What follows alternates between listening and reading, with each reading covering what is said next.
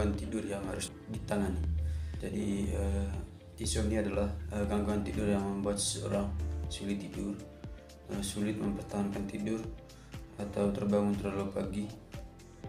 Kondisi ini dapat menyebabkan berbagai masalah kesehatan, seperti kelelahan, gangguan konsentrasi, dan mood yang buruk. Jadi yang kedua itu pengertian insomnia. Yang pertama itu sulit untuk tidur. Jadi kesulitan mulai tidur atau terjaga dalam waktu yang lama. Jadi yang kedua itu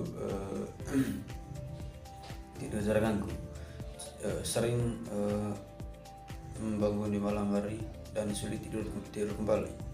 Jadi yang ketiga itu berbangun terlalu pagi. Jika bangun terlalu pagi, terbangunlah jauh sebelum waktu yang diinginkan dan tidak tidur kembali. Berikutnya adalah penyebab insomnia. Jadi ada 4 tahap. Yang pertama itu stres dan kecemasan.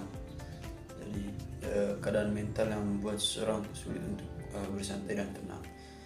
Jadi yang kedua itu obat-obatan. Jadi beberapa obat dapat menyebabkan insomnia sebagai efek samping. Jadi yang ketiga itu kondisi medis. Jadi gangguan kesehatan seperti nyeri kronis, penyakit jantung, atau asma. Yang terakhir itu kebiasaan buruk.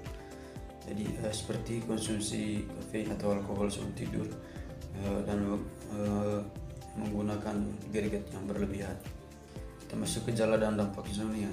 Jadi ada 2 tahap. Yang pertama itu gejala kelelahan, yang kedua itu kesulitan berkonsentrasi, yang ketiga itu mudah bersinggung, jadi yang keempat itu kurang motivasi, yang terakhir itu sering sakit kepala. Jadi dampaknya itu menurunkan kinerja, risiko kecelakaan, gangguan mood, yang keempat perubahan perilaku, jadi yang terakhir itu gangguan hubungan interpersonal. Dampak jangka pendek dan jangka panjang insomnia itu. Jadi jangka pendeknya itu kelelahan, gangguan konsentrasi, mudah tersinggung, dan kesulitan dan menyelesaikan tugas. Jadi jangka panjangnya itu daya tahan tubuh, risiko penyakit kronis, gangguan mood, dan masalah kesehatan mental. Jadi kita masuk ke jenis insomnia itu. Yang pertama transient insomnia atau kurang dari 1 minggu. Yang kedua itu kronis insomnia atau lebih dari 1 bulan.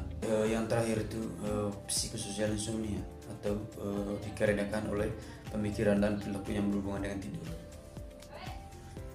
Jadi diagnosa dan pemeriksaan insomnia. Jadi ada 3 fase. Yang pertama itu riwayat medis. Jadi dokter akan menanyakan tentang gejala, durasi, dan faktor yang memungkinkan menyebabkan insomnia. Jadi yang kedua itu pemeriksaan fisik. Jadi dokter akan memeriksa kondisi fisik pasien untuk memastikan tidak ada masalah kesehatan lain yang menjadi penyebab insomnia. Jadi yang ketiga itu poligrafi tidur. Jadi pemeriksaan tidur yang melibatkan sensor untuk memantau aktivitas otak, pernafasan, detak jantung, dan gerakan tubuh selama tidur. Pendekatan pengobatan insomnia yang pertama itu terapi perilaku kognitif. Jadi membantu mengubah kebiasaan buruk yang mengganggu tidur. Yang kedua itu obat-obatan. Jadi obat-obatan itu untuk membantu meningkatkan kualitas tidur dan mengurangi gejala insomnia. Jadi namun harus dengan pengawasan dokter karena bisa menimbulkan efek samping, teman-teman. Jadi beberapa obat yang sering diresepkan meliputi yang pertama itu melatonin, teman-teman. Jadi yang kedua itu benzodiazepin. Jadi yang ketiga itu antidepresi seperti transdonet.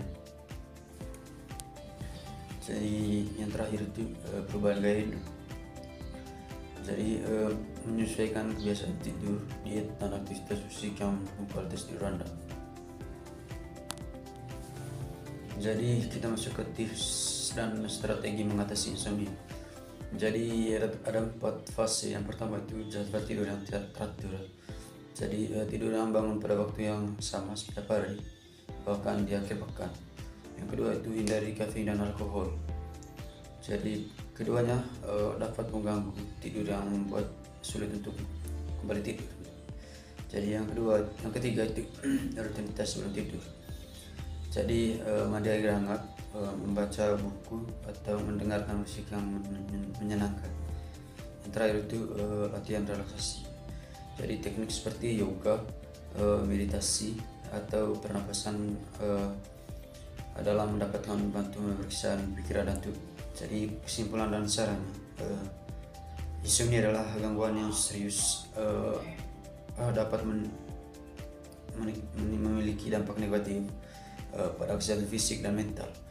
Jadi jika Anda mengalami insomnia, penting untuk berkonsultasi dengan dokter untuk mendapatkan diagnosis dan rencana pengobatan yang tepat. Terima kasih.